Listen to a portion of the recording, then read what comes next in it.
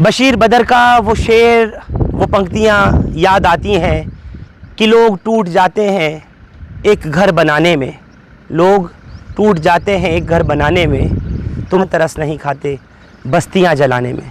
मैं कहता हूँ कि तुम ज़रा तरस नहीं खाते बस्तियाँ उजाड़ने में। सब उजड़ा हुआ ये मंज़र आप देख रहे हैं मेरे दाईं तरफ, और तमाम दुकानें, यहाँ का रेजिडेंशियल कॉम्प्लेक्स, शोरूम्स, रेस्टोरेंट्स, सब कुछ तोड़ दिया गया। तभी कह रहा हूँ कि लोग टूट जाते हैं एक घर बनाने में, तुम ज़रा तरस नहीं खाते बस्तियाँ जलाने में।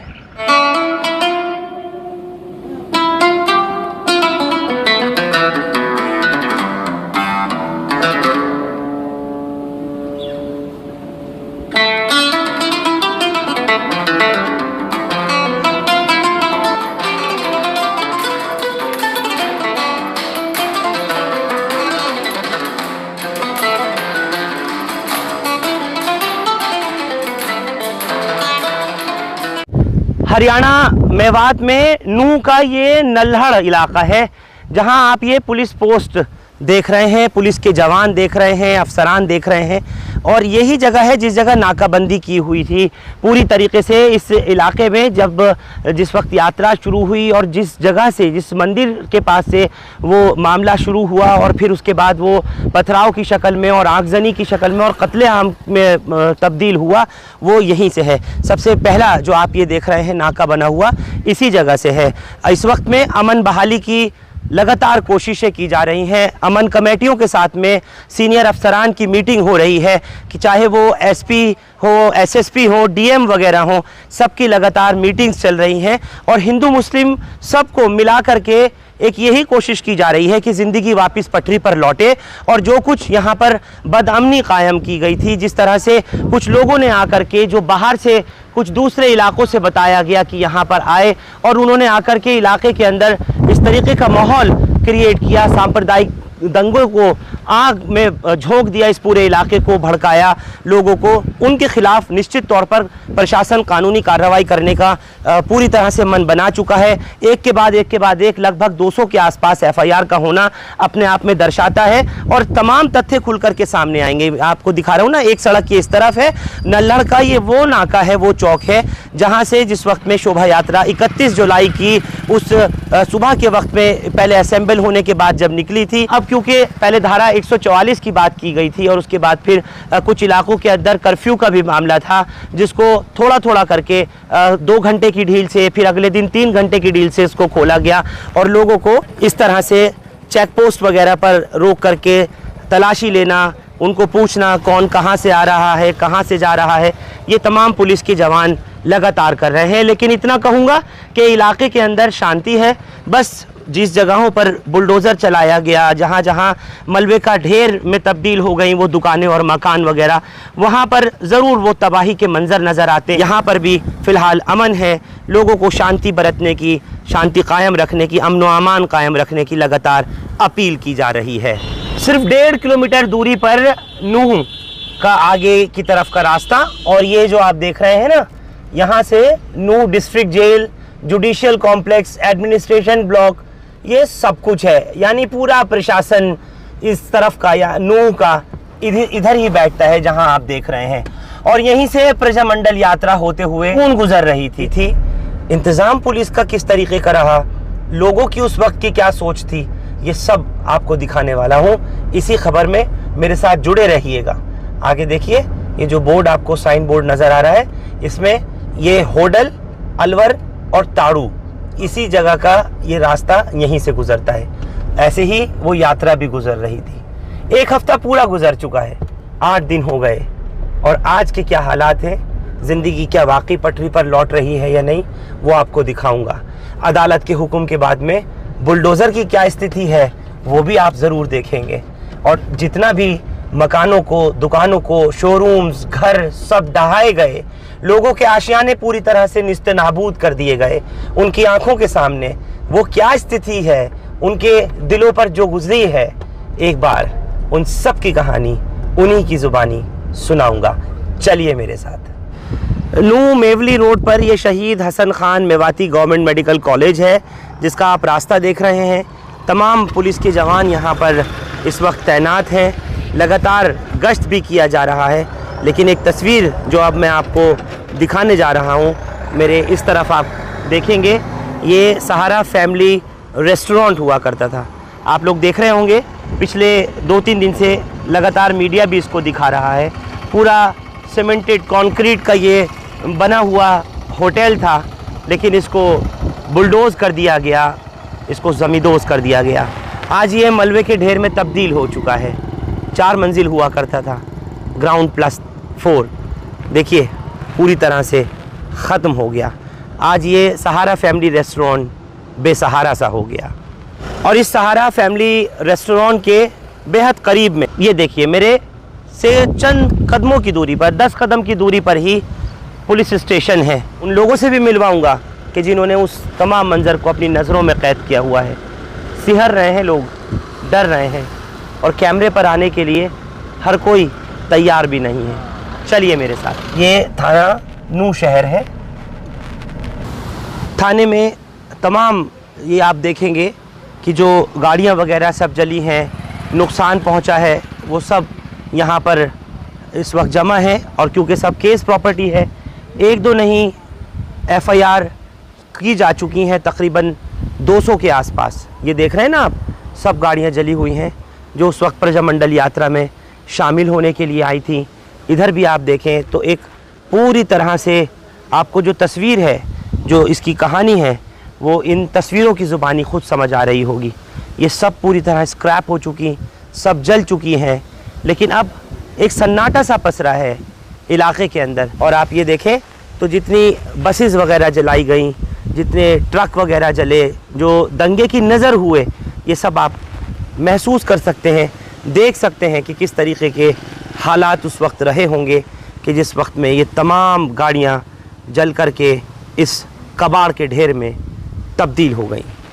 ना मैं गिनती गिन सकता और ना इस बारे में अभी पता लग सकता कि आखिर पूरी कितनी गाड़ियां हैं, कौन कौन सी गाड़ियां हैं, किस कंपनियों की हैं, ओनर कौन थे, गाड़ियों के नंबर क्या थे, ये सब कुछ नहीं पता। हरियाणा पुलिस के जवान इसी तरह से दिन रात इस वक्त लगे हुए हैं और बस यही कोशिश कर रहे हैं कि किसी तरह से शांति बहाल हो जाए। और जैसे आप पीछे तबाही का मंजर देख रहे हैं ना, वो गाड़ियाँ जली हुई, और मैंने आपसे कहा कि मैं इसका नंबर भी नहीं बता सकता। 50 गाड़ी जली, 60 जली, 100 जली, कुछ नहीं पता, अभी जांच चल रही है। लेकिन जगह जगह पुलिस के जवान इसी तरीके से पूरी तरह तैनाती और सीनियर अफसरान के आदेश के बाद में फ्लैग मार्चेस करते हुए लोगों से मिल करके शांति की अपील करते नज़र आ रहे हैं। इस वक्त हम ये नूह के इलाके में ही घूम रहे हैं और ये शहीद हसन मेडिकल कॉलेज हमारे बिल्कुल सामने है, जिसको कि दंगाइयों ने पूरी तरह से तोड़ फोड़ करके बर्बाद कर दिया। और ऐसा हुआ कि यहाँ पर बुलडोज़र भी पहुँच गया और उसके बाद फिर इस Shaheed Hasan Khan Mewati government medical college और हॉस्पिटल, ये नूह जिसकी आप तस्वीर देख रहे हैं, और ये इधर ये पहाड़ी इलाका, ये पूरी तरह बर्बादी का मंजर बयान कर रहा है। मेडिकल कॉलेज के बाहर ये तमाम जो दुकानें आप देख रहे हैं ना, ये सब मेडिकल स्टोर्स हुआ करते थे, केमिस्ट शॉप्स हुआ करती थी, जहाँ से लोग दवाइयाँ ख़रीदते थे। लोगों की जान बचाने के लिए ही काम आती हैं। लेकिन प्रशासन का बुलडोज़र नहीं समझा और उस बुलडोज़र ने पूरी तरीके से इन तभी दुकानों को, इन मेडिकल स्टोर्स को, जनरल स्टोर्स को निस्ते नाबूद कर दिया। आज ये सब मलबे के ढेर में तब्दील हो चुका है। मैंने कहा ना, दाईं तरफ भी और बाईं तरफ भी यही तबाही है, यही मंजर है। इसी शहीद हसन खान मेडिकल कॉलेज के बाहर की जो आपको मैं तबाही की तस्वीरें दिखा रहा हूँ, इसको दंगाइयों ने नहीं, बल्कि कहूँ कि प्रशासन के जिस बुलडोज़र ने ज़मींदोज़ किया है, वो ये तमाम तस्वीरें खुद अपनी बर्बादी की कहानी अपनी ज़ुबानी बयां कर रही हैं। ये सब कुछ तोड़ दिया गया। 8 दिन पहले कोई सोच नहीं सकता था कि इन जगहों पर वो दुकानें हुआ करती थीं। आज जिस जगह मलबे का ढेर है, दिल अफसुर्दा इन तस्वीरों की तरफ आपको लिए चलता हूँ और एक ऐसे परिवार से भी मिलाता हूँ जो आज इन दंगों के 8 दिन बाद, इस डेमोलिशन के 5 दिन बाद आज यहाँ ढूंढ रहे हैं कि कुछ ना कुछ उनका जो सामान समेत सब कुछ दबाया गया था, शायद कुछ मिल जाए। और मेडिकल स्टोर था, एक बूढ़ी माँ है, बेटा है, वो सब यहाँ पर देख रहे हैं कि कुछ सामान शायद बाकी बचा रह जाए। ढूंढ रहे हैं, टटोल रहे हैं इस मलबे के ढेर में कि शायद कुछ मिल जाए, कुछ कीमती चीज़ हो जिसको ये ढूंढ रही हैं। एक नज़र पूछना ज़रूर चाहूँगा, क्या आप इस मलबे में अब ढूंढ रही हैं, क्या निकालना चाह रही हैं? क्या नाम है आपका? पाजा, बर्तन पाजा, कुछ भांडा पाजा भैया। मुमताज़। मुमताज़, यहाँ इस मलबे में क्या मिलेगा इस वक्त? कुछ पाजा भैया, होटल के बर्तन भांडे कुछ ही पाजे हैं भैया। आपका ये होटल हुआ करता था? हाँ, और क्या था? होटल ही और सेंटर, कोचिंग सेंटर हो। और मेडिकल स्टोर जिसका है ये अपना ही था? हाँ, अपना ही था भाई। ये लोगों को सामान निकालने की भी मोहलत नहीं मिल पाई, कुछ भी सब एज इट इज़ जैसा था वैसा ही दब गया। ये इनके बेटे हैं, इनकी दुकान हुआ करती थी और किस किस तरह से तिनका जोड़ करके सब इन्होंने जमा किया और अचानक वो इस Shaheed Hasan Khan Mewati government medical college के बाहर इनकी जो दुकान थी, मेडिकल स्टोर था, उस सब को तहस नहस कर दिया। क्या नाम है आपका, मुझे कुछ बता सको? मेरा नाम ज़ियाउल है जी। ज़ियाउल जी। ज़ियाउल, अब इस मलबे के ढेर में क्या ढूंढ रहे हो भाई? इसमें फ्यूचर ढूंढ रहे हैं जी, हमारा फ्यूचर था इसमें, भविष्य के लिए कुछ बनाया था, वही देख रहे हैं कहाँ मिलेगा। आपका सामान दुकान का कुछ नहीं निकाल पाए थे आप लोग? जब प्रशासन बताए ये चीज़ कि ये चीज़ होने वाली है तो बंदा आए, कुछ करे, कुछ निकाल ले। जब बंदे को कुछ पता ही नहीं है और उनसे क्लियरली ये मना कर दिया जा रहा है कि यहाँ ऐसा कुछ नहीं होगा, यहाँ कुछ है ही नहीं ऐसा, तो बंदा फिर क्या करे कि उसको निकाल ले। उसकी क्या ऐसी वजह है कि जो इसको वो निकाल के बाहर पटक दे। इस जगह कार्रवाई जो बुलडोज़र की गई है वो क्यों की गई है, कुछ ये बता सकते हो? आप लोगों का कसूर क्या था? कसूर हजरत इसमें क्या बताया जाए, कहने वाले कहते हैं कि यहाँ से पत्थर फेंके गए थे, लेकिन उस चीज़ पत्थर कहाँ, किस तरफ? मतलब जो आए थे, हाँ, जो दंगाई, जो भी उनकी क्या निकलने वाली थी, वो रैली टाइप जो भी थी, उस जो वो लोग आए थे उनके ऊपर मतलब यहाँ से पत्थर फेंके गए थे। बोलते हैं प्रूफ किसी के पास कुछ नहीं है यहाँ। हालांकि अगर ये चीज़ खोजी जाती तो सारी दुकानों में सीसीटीवी कैमरे लगे हुए थे, तो वो चीज़ देख भी सकते थे कि वास्तविक में पत्थर फेंके गए हैं या फिर ऐसे ही किसी ने बोल दिया और हम बुलडोज़र चला दें। ये चीज़ देखने की भी तो होती है। अब हमारा तो इसमें फ्यूचर था, हमने तो एक एक पाई, एक एक पैसा लगा के, हाँ, वो लगा के, एक एक पैसा लगा के हमने इसमें इकट्ठा किया था, जोड़ा था, बनाया था, और आज कुछ नहीं है। आज ये ढेर है। अब इस ढेर में हम देख रहे हैं कि हमने फ्यूचर बनाया था वो कहाँ है, वही देख रहे हैं। आपका क्या सामान था इसके अंदर, मेडिकल स्टोर का और होटल का क्या क्या सामान था? कुछ कीमती कुछ आपको ध्यान आता है कि यहाँ सामान रखा था इसमें? यहाँ अगर आप देख रहे हो तो वो एक सैटेलाइट है। ये डिश जो लगी हुई जो है, ये डिश है, ये सैटेलाइट है। यहाँ एक कोचिंग सेंटर था नीट पीजी स्टूडेंट्स के लिए, जो स्टूडेंट्स एमबीबीएस के बाद पीजी की तैयारी करते हैं, उनके लिए यहाँ एक कोचिंग सेंटर था। और जिन पेशेंट का यहाँ अंदर वो ब्लड सैंपल नहीं होते हैं, उनके लिए बाहर एक सैंपल कलेक्शन की सेंटर वो दुकान थी इसी मेडिकल कॉलेज के इसी कॉलेज के बाहर। यहाँ स्टूडेंट्स के कॉलेजों के लिए, वो कॉलेज के स्टूडेंट्सों के लिए यहाँ एक हेयर सैलून था, यहाँ एक फ़ास्ट फूड था, यहाँ एक रेस्टोरेंट था, यहाँ था क्या नहीं, यहाँ एक कार वॉशिंग सर्विस स्टेशन था, यहाँ एक पार्किंग थी। ये बच्चे क्या कर रहे हैं? यहाँ एक दादी के CSC साथ था। है क्या? नहीं, ये भी देख रहे हैं कि यहाँ अभी क्या है कि जो भी ये मलबा पड़ा है, इस मलबे को में से कबाड़ वाले आते हैं, उठा ले जाते हैं। ये इतना कर रहे हैं कि जो ऊपर है, जितना हमसे मुमकिन हो सके वो हम साइड करके एक साइड कर दें कि कल को ऐसा ना हो कि जो था वो भी ना मिले। मैं आपको अब लिए चल रहा हूँ एक ऐसी बुज़ुर्ग लेडी के पास में जो कि बेवा हैं, विडो हैं, और वो अपने घर पर थी जिस वक्त बुलडोज़र आया, और वो बुलडोज़र यहाँ पर डेमोलिशन की कार्रवाई चल रही थी। फ़िलहाल इस वक्त हकीमुद्दीन कासमी साहब, जनरल सेक्रेटरी जमीयत उलमा हिंद, उन्हीं बेवा माँ के पास में, उन्हीं बुज़ुर्ग महिला के पास में मौलाना गयूर वगैरह वहीं पर पहुँच रहे हैं उनके हालात पूछने के लिए। आइए ज़रा पूछते हैं उस बूढ़ी माँ से जिन्होंने वो सारा मंज़र देखा और देखने के बाद क्या कुछ कहा, क्या कुछ मन में है, सुनिए ज़रा। 80 साल की उम्र हो चुकी फजरी बेगम की, जिनकी ज़िंदगी पूरी इसी इलाके के अंदर, इसी पहाड़ी के नीचे गुजरी है, जिनके कभी यहाँ पर शौहर हुआ करते थे, आज इनके घर को कुछ इस तरह से उजाड़ दिया गया, कुछ इस तरह बुलडोज़ किया गया। जैसा आप देख रहे हैं, फजरी बेगम इस वक्त भी डर रही हैं, महसूस कर रही हैं कि किस तरीके के वो हालात थे। अम्मा, क्या हुआ था जिस वक्त में ये सब तोड़ा गया? कब तोड़ा है ये? कुछ नहीं हुआ भैया, हम तो यहाँ बैठे हुए हैं। हाँ, नुकनी बिल्डोजर लगा दिया आता ही नन्नू कही। आपसे कुछ कहा था? हमसे वैसे गाड़ी गड़ों कुछ ना कही, हम बोला ही ना। फिर सारा परिवार इट बितल होगा, लड़का तो, और मैं यहाँ ही बैठी हुई थी जहाँ बैठी। अम्मा, ये सब बच्चे वगैरह सब आपके पोते वगैरह हैं? हाँ, पोता है। ये कौन है? पोता है ये भी। ये पोता है। वो हाँ। बहू बेटे हैं? वो बहू बेटे ना, वो पोता पाती। अम्मा, आपने पूछा कि मेरा घर क्यों तोड़ रहे हो, मेरा क्या कसूर है? भैया 15 से आदमी खड़े हुए पुलिस को, हैं? 15 से पुलिस खड़ी।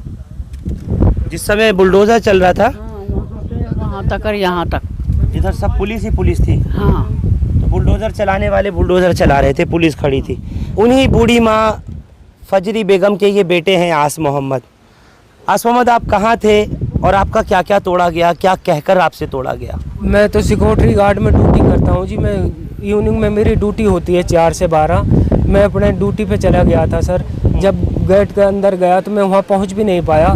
बच्चों ने फ़ोन किया, अब पापा घर पे बिल्डोजर लगा हुआ है। मैं वहाँ से फिर दौड़ के आया, तब तक मेरे मकान टूटने शुरू हो गए थे। फिर जहाँ पर आप बैठे हुए हैं, यही जगह थी वो? हाँ, यही जगह थी। यही घर है आपका? हाँ, ये दोनों घर मेरे ही हैं। अच्छा।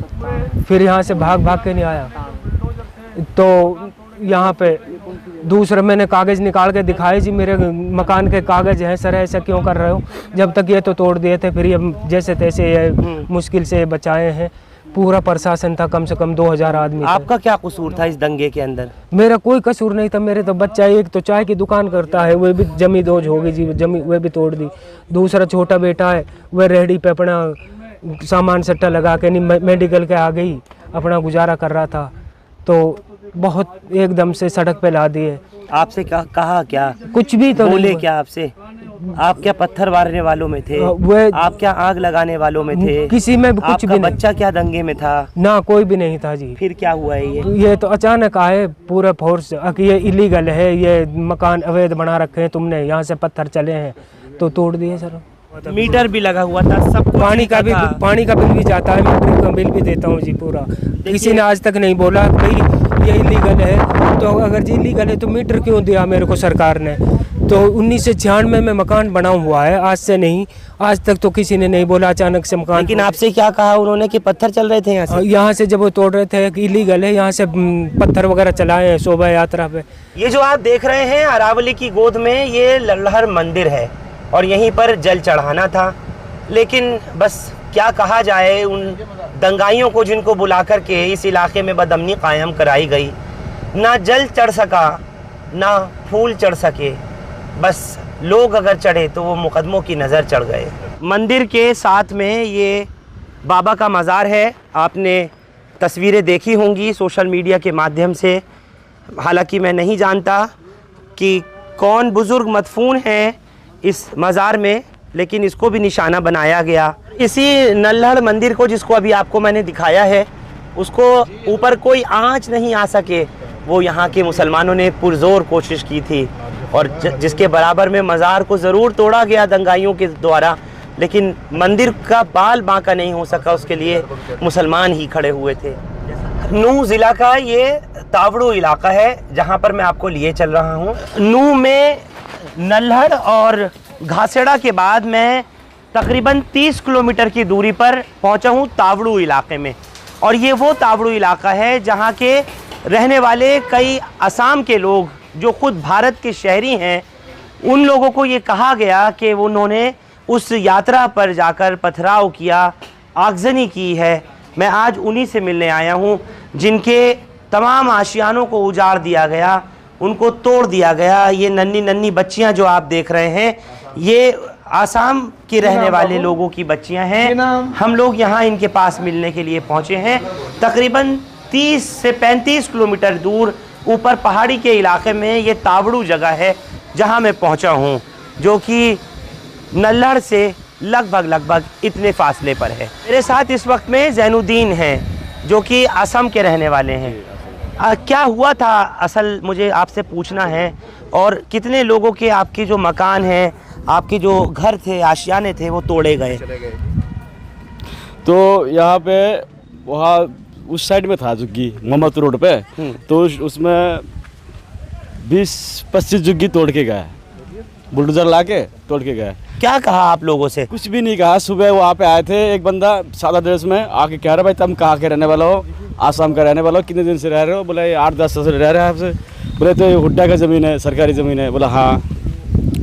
बोला ठीक है। फिर 2 बजे करीब आए, पुलिस प्रशासन लेके आए, फिर एकदम से तोड़ के गए सब। कितने परिवार आप लोगों के आसाम के रहते हैं यहाँ पर? यहाँ पे 60-65 था पहले, अब तो सारी चलेगा। अब 15 से 10, 15, 20 अभी फिलहाल इतने रह रहे हैं। अच्छा, उसमें महिलाएं, बच्चे, बुजुर्ग सब शामिल हैं।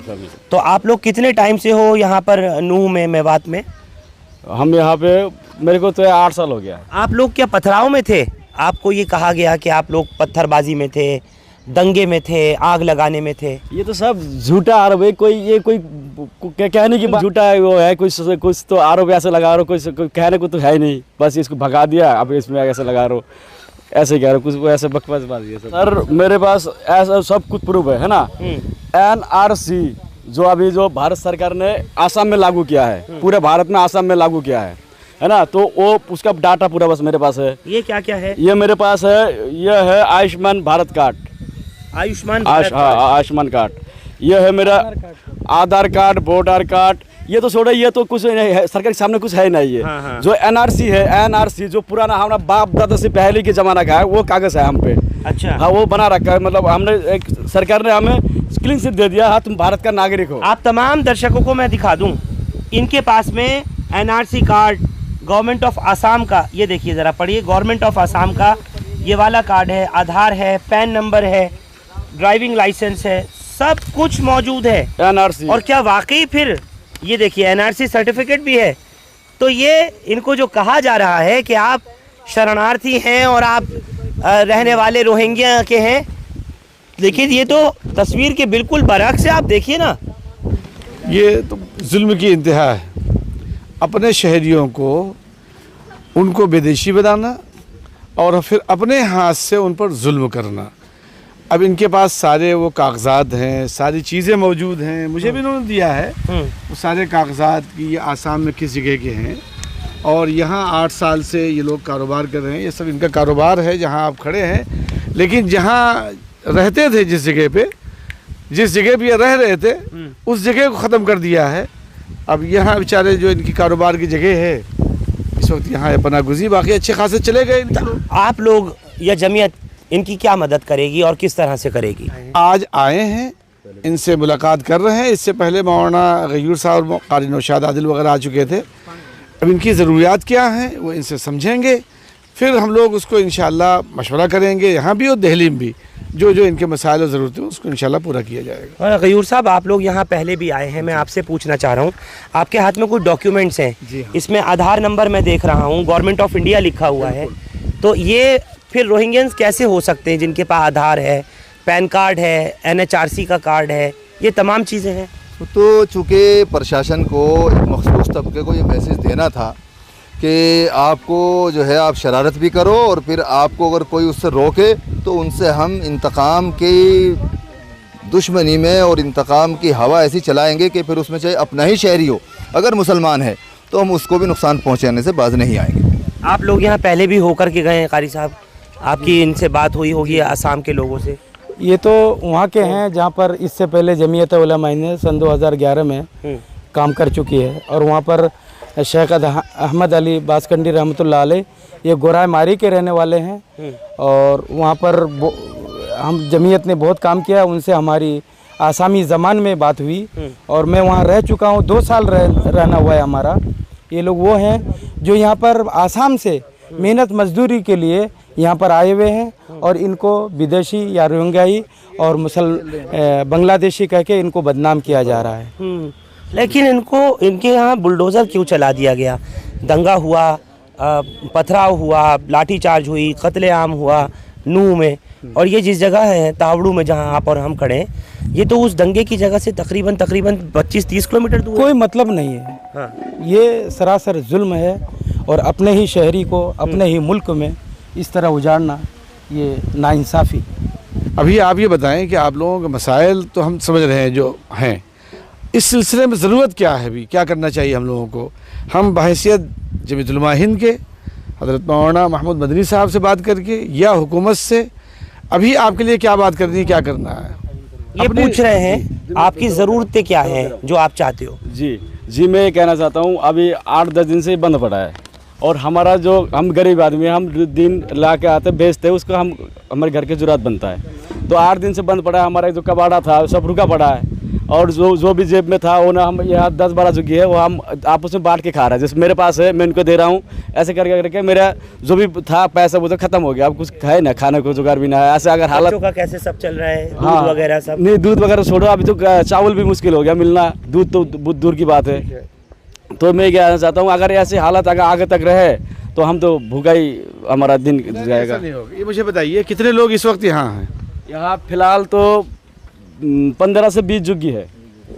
एक झुग्गी में कितना चावल दाल मसाला चाहिए आपको? एक झुग्गी में? एक झुग्गी में कितना चावल दाल मसाला वगैरह चाहिए? तो एक झुग्गी में जैसे नॉर्मली 4-5 बंदा रहता है, माँ बेबी समेत। तो नॉर्मली एक बंदा पे रोजाना आधा किलो चावल तो पकता होगा, घर में आधा किलो चावल पकता है रोजाना। अभी सबसे ज्यादा जो जरूरत है आपकी राशन की है, राशन, यानी कुल मिला के ये कहने का मतलब है राशन की सबसे ज्यादा जरूरत है। मिलेगा राशन? यहाँ कहीं राशन मिलेगा? हाँ, अभी तो दुकान खुल रहा है, शायद अभी दुकान खुल दुकान जहाँ खुल रही है सद्दाम भाई, आप लोग अभी इनके लिए राशन का इंतजाम करवा देते हैं, उसे दिलवा दीजिए। ये बता रहे हैं कि यहाँ 15 से 20 परिवार हैं, तो क्या आप 15-20 परिवारों सबके लिए राशन 15-20 परिवार जितना है, इनके राशन खुश्क राशन का इंतज़ाम कर देते हैं, 1 महीने के लिए कर दिया जाएगा।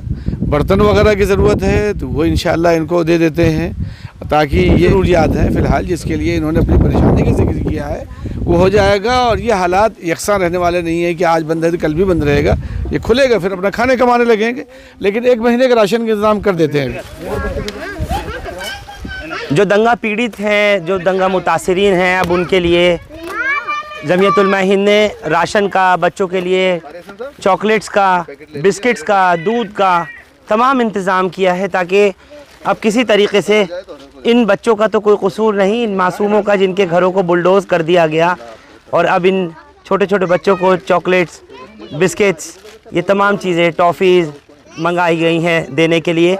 जबकि यहाँ जितने भी ये परिवार हैं जिनके यहाँ बुलडोज़र चलाए गए, उनके लिए ये राशन की किट्स का इंतज़ाम कराया गया है। इसमें चावल, आटा, दाल, चीनी, मसाले, नमक, तेल, ये सब कुछ मंगाया गया ताकि इन सबको दिया जा सके। और क्योंकि सब सामान समेत सब कुछ ख़त्म हो चुका था, हर घर के अंदर जो इनका रखा हुआ सामान था, राशन था, वो सब कुछ ख़त्म हो गया। फसाद में जितने लोगों ने अपने घरों को भी खो दिया, जिनके घरों को बुलडोज़ कर दिया गया, अब उनके लिए कम से कम ये मदद का हाथ जो आगे पहुंचा है जमीयत का, ये अब राशन तो एटलीस्ट इन तक पहुंचेगा।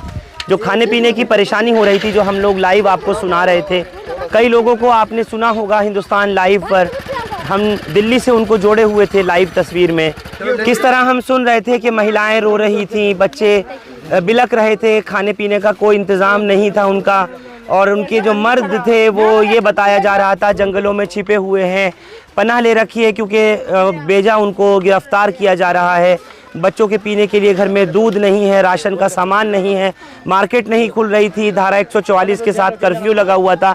तो अब वो कम से कम जो सारे हालात हैं उसको कुछ हद तक काबू किया गया है, और अब जो हाथ मदद का आगे आया है, जिस तरह आप देख रहे हैं जमीयत का, इस वक्त में इन लोगों को राशन तकसीम किया जा रहा है, बच्चों को खाने पीने का तमाम सामान, चॉकलेट, आइस, बिस्किट्स वगैरह सब प्रोवाइड कराए जा रहे हैं। 3.5 साल पहले दिल्ली में जो दंगे हुए थे, जो उत्तर पूर्वी दिल्ली जल गई थी, मुझे वो वक्त याद आता है। मैं आज जब यहाँ पर पहुँचा हूँ मेवात में, नूह में, और जिस नूह ज़िला के ये पटौदी रोड जो जा रहा है, इधर हरियाणा का ये पटौदी रोड है, ये आने वाला रास्ता है, ये जाने वाला। ज़िंदगी वापस पटरी पर लौट रही है, लेकिन लोगों के दिल में जो छाप छूटी है जो उस दंगे की, और ख़ास तौर से ऐसे बहुत सारे वो बेगुनाह लोग जिनका कोई कसूर नहीं, जिनका दंगे से, जिनका पथराव से, जिनका आगजनी से, जिनका कत्लेआम से दूर तक वो कहते हैं कि कोई उनका लेना देना नहीं। चाहे 80 साल की कोई बुज़ुर्ग हो, 75 साल की बूढ़ी माँ हो या 5 साल का मासूम बच्चा हो, उनका कोई लेना देना नहीं। आज फ़िलहाल कर्फ्यू में पूरी तरह से ढील है और अब ज़िंदगी वापस पटरी पर लौट रही है। लेकिन उस दंगे के, उस पथराव के, टूट फूट के और जिस तरह से बुलडोज़र बाबा की कार्रवाई के बाद के जो अब निशानात हैं जो आपने देखे, वो मैं इस जगह नल्हड़, घासेड़ा और ये नूह ज़िला के और तमाम इलाक़ों की जो दिखा रहा हूँ, इस पटौदी इलाके का दिखा रहा हूँ। आप देख रहे हैं वापस अब गाड़ियाँ चलने लगी हैं, पटरी पर अब ज़िंदगी दौड़ने लगी है। लेकिन एक छाप जो छूटी है इन दंगों की, जिनमें दंगाई बाहर से बुलाए गए, यहाँ का कोई ऐसा शख्स नहीं मिला मुझे, चाहे हिंदू या मुसलमान, जो ये कह रहा हो कि हम जो यहाँ रहने वाले थे हमारे आपस में मनमुटाव और इख्तिलाफ थे।